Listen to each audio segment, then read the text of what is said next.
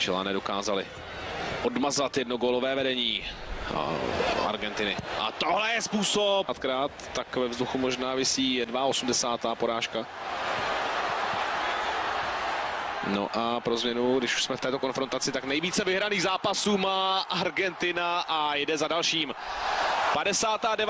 minuta a do podobného místa se trefil Ever Banega. Dobrý výkon z první půle.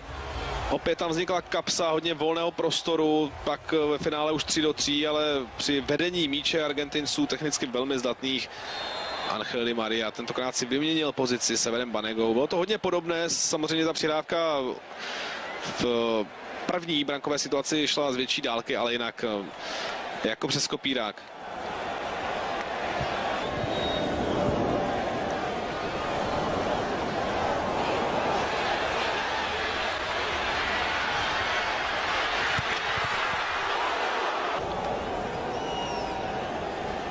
Gonzalo Higuaín a jeho střela, kterou dokázal vykopnout svou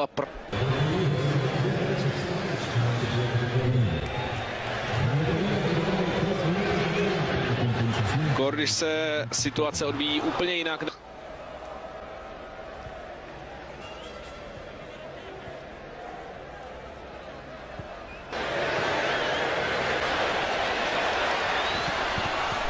Mamela, tohle je šance, která nekončí. Naopak Argentina čista jasná po chybě v rozehrávce dala gól, ale přeci jen minimálně to nebude čisté konto pro Sergia Romera.